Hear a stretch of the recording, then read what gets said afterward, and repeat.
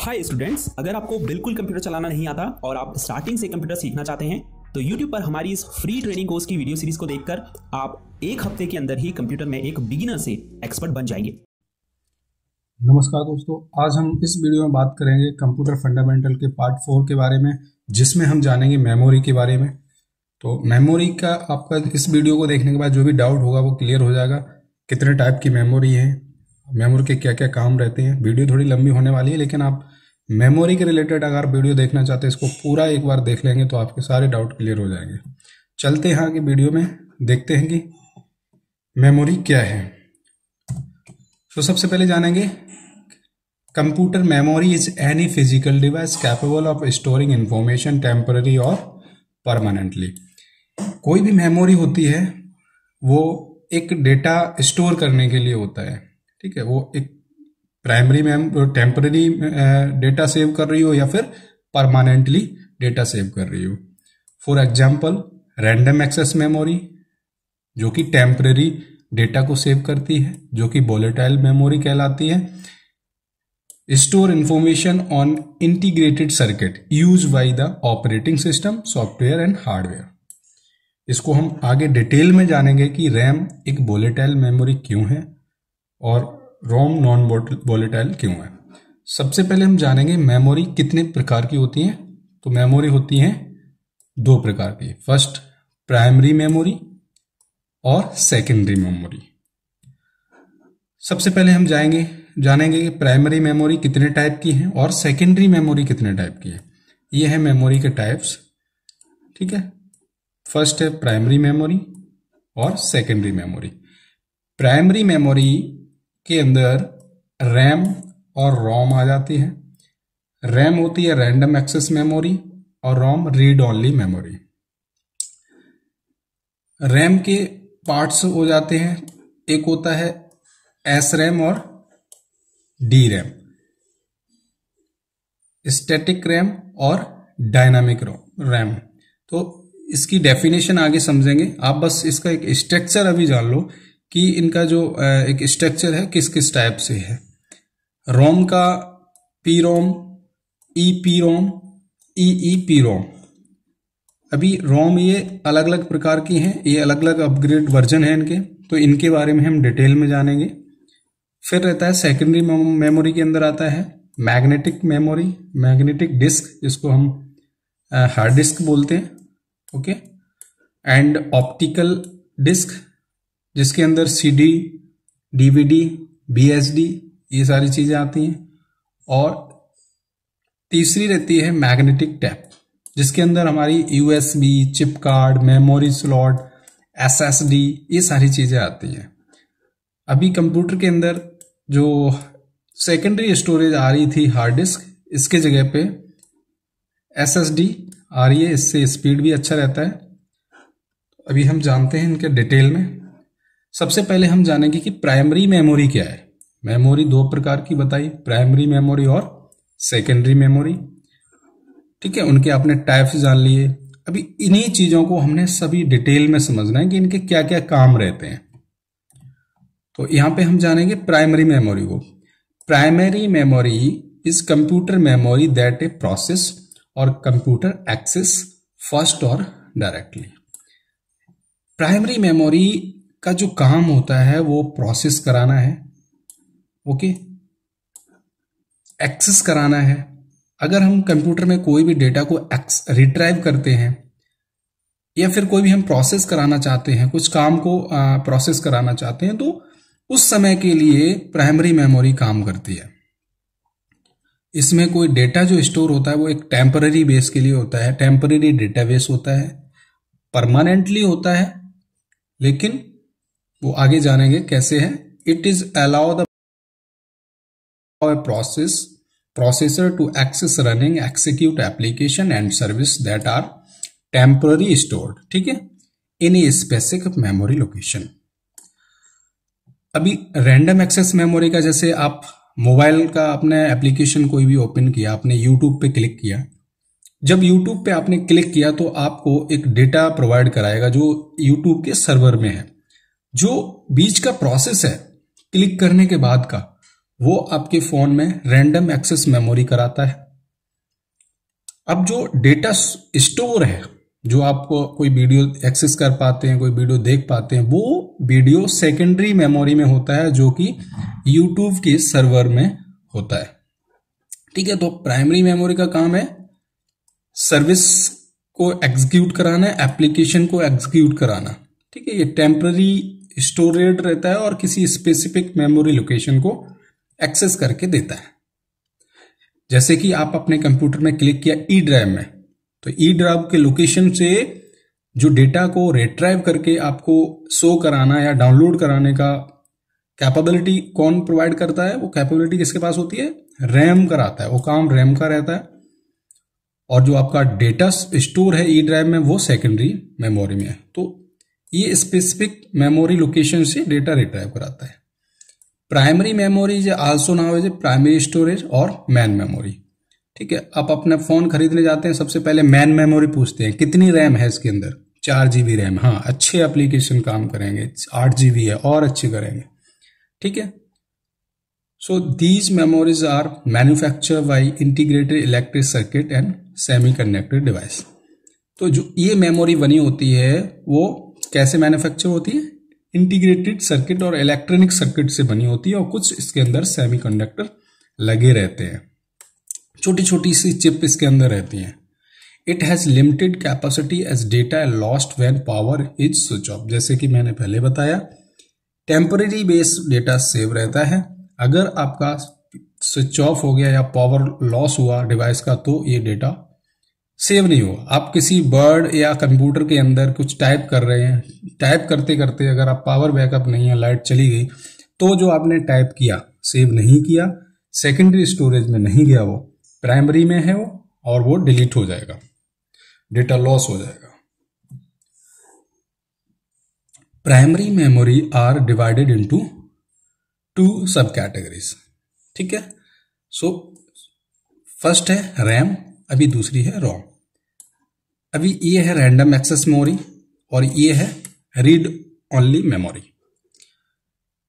इसका काम जैसे कि बताया, किसी भी डिवाइस में जब ये रैम रहती है, वो एप्लीकेशन को रन कराने के लिए, सर्विसेज को रन कराने के लिए, और रियल टाइम में जो काम कर रहे होते हैं, लाइव जो काम कराती है, वो काम इसका रहता है रैम का। और रोम का काम क्या होता है? कंप्यूटर की बात करें तो बेसिक आउटपुट और इनपुट सिस्टम का जो फर्मवेयर है वो इसके अंदर सेव रहता है, जो कि बूट कराने के लिए काम आता है। जैसे ही आप कंप्यूटर को ऑन करते हैं, सबसे पहला काम बायोस का होता है, और वो बायोस के अंदर ये रोम रहती है। इसके अंदर फर्मवेयर होता है, वो सेल्फ टेस्ट करता है, सारे कनेक्टिविटी को चेक करता है। उसके बाद आपके अंदर जो पीसी के अंदर हार्ड डिस्क है, उसको पेज फाइल बना के उसको रिट्राइव करके और लॉगिन का ऑप्शन प्रोवाइड कराता है। तो ये रोम का काम होता है। फर्मवेयर रहता है। ये पहले जो आते थे इरेजेबल नहीं आते थे, एक बार बनता था ये, फिर उस मेमोरी को दोबारा नहीं डाल सकते थे, फर्मवेयर दोबारा नहीं डाल सकते थे। लेकिन अभी अलग अलग वर्जन आ गए हैं, वो भी हम आगे समझेंगे मेमोरी। अब मेमोरी का कुछ मेजरमेंट है, हम इसको जानेंगे। तो सबसे पहले हम जानते हैं क्या है मेजरमेंट। ये सिंबल किसका रहता है? बाइट का। ठीक है, अब एक बाइट के अंदर जैसे आपने एक कैरेक्टर लिखा, जैसे ए लिखा, उसका साइज क्या होता है? 1 बाइट। ठीक है, अब किलो बाइट कैसे रिप्रेजेंट करते हैं? केबी। और 1000, ठीक है, अप्रोक्स बाइट कितनी रहती है? 1024। ठीक है, लगभग 1.5 पेज में ये इतना मेमोरी कंज्यूम हो जाता है। और 1 मेगाबाइट एमबी से रिप्रेजेंट करते हैं 1 मिलियन। 1 मिलियन क्या रहता है इसमें? बाइट रहता है, 1 मिलियन बाइट। और 500 पेज, अगर एक एमएस वर्ड के 500 पेज आप इसके अंदर क्रिएट कर सकते हैं। और जीबी से गीगाबाइट को जीबी से रिप्रेजेंट करते हैं। ठीक है, 1 बिलियन इसमें बाइट्स रहते हैं, और 5 लाख पेज समथिंग इसमें क्रिएट हो जाते हैं। ऐसे करके आप नीचे देखेंगे टेराबाइट, वैसे 1 ट्रिलियन, इतनी बाइट्स रहती है और आप ये पेजेस इतने क्रिएट हो जाते हैं। So type of RAM, there are 2 basic type of RAM.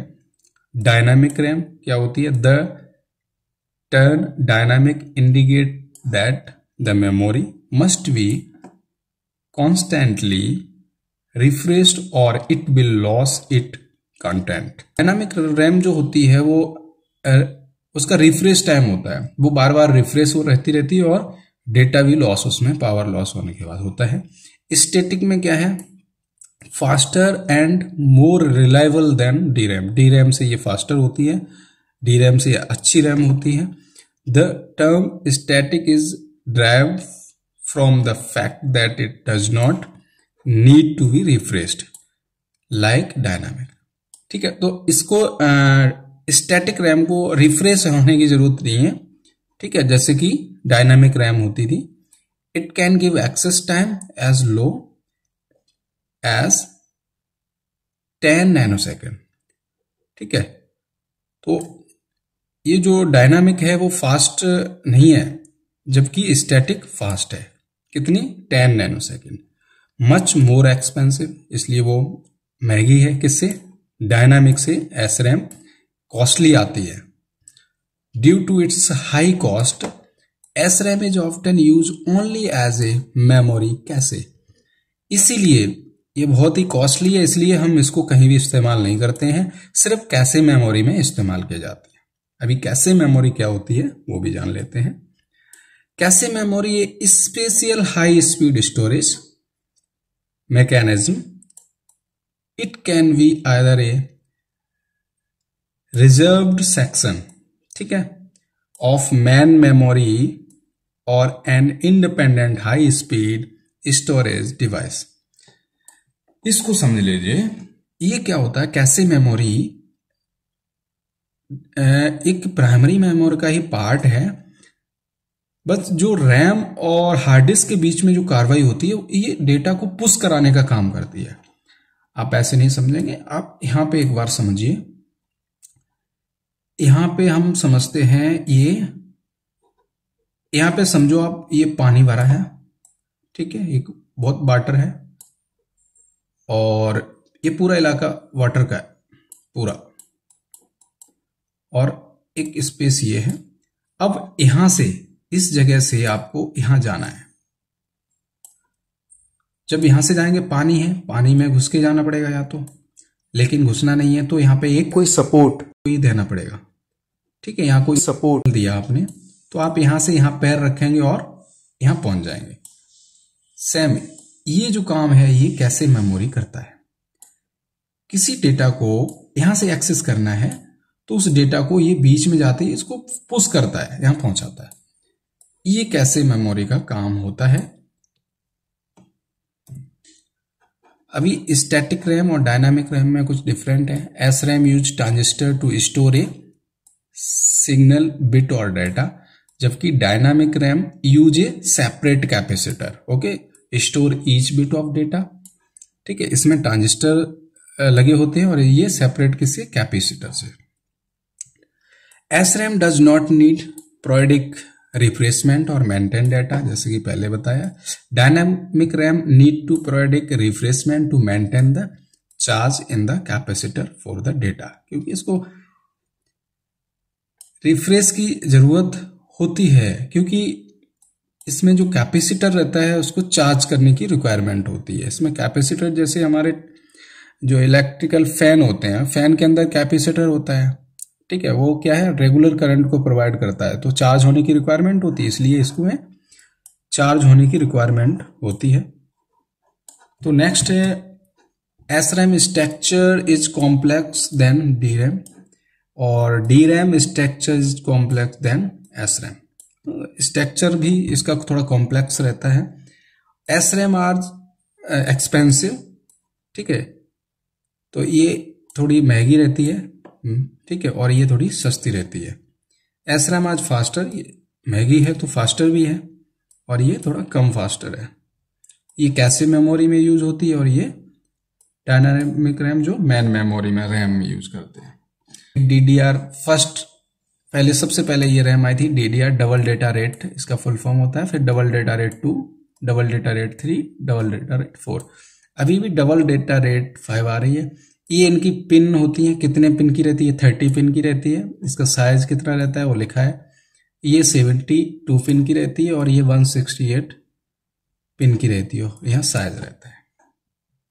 उसके बाद यहाँ पे जानेंगे DDR1 की वोल्टेज क्या रहती थी, 2.4 वोल्ट, 184 पिन रहती थी और ये 2000 में आई थी। और DDR2 का 1.8 वोल्टेज एंड 240 पिन होती थी और DDR2 2003 में आई थी SD रैम, ठीक, static dynamic.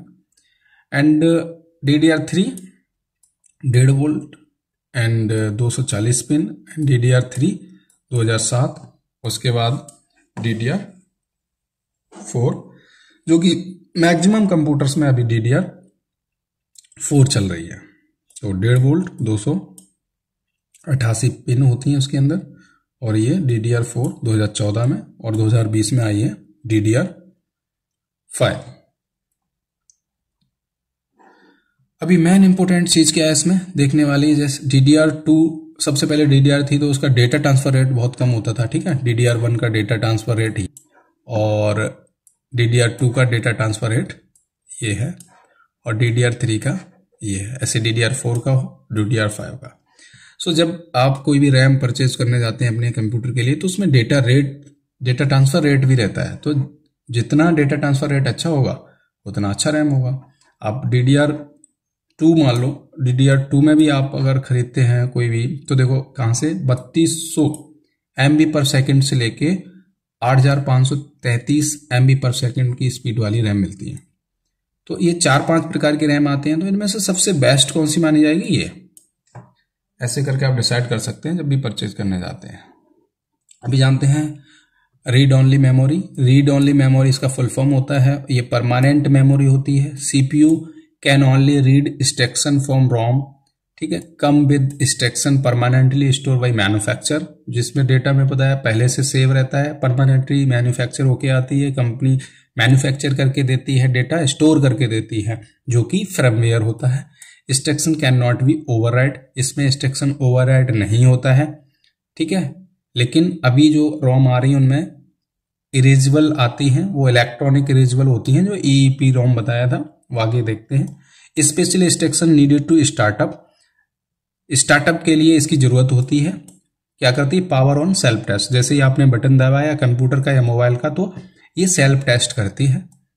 Last instruction direct the computer to load OS, उसके बाद अपना काम खत्म करके ये ऑपरेटिंग सिस्टम को लोड करा देती है।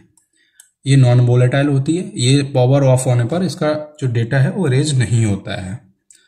अब जैसे कि अभी जाना था कि ये 3 इसके टाइप होते हैं, PROM, EPROM और EEPROM। PROM क्या है, सिर्फ प्रोग्रामेबल होके आती थी, ओनली रीड होती थी, ठीक है। इसमें एक बार स्टोर हो जाता था जो फर्मवेयर, और उसको हम दोबारा write and read many time. PROM chip to write data once, एक बार राइट कर सकते थे, ठीक है, लेकिन रीड कई बार कर सकते थे, क्योंकि एक बार राइट हो गया उसके बाद रीड तो अब कोई दिक्कत है ही नहीं करने में। तो ये इसमें था, और इसमें क्या फर्क था डिफरेंट, अभी ये इरेजेबल प्रोग्रामेबल है, इसको क्या erasable programmable read only memory design recover the problems of PROM, है ना। इसका जो प्रॉब्लम क्या था, सिर्फ रीड कई बार करती थी, राइट सिर्फ वंस टाइम।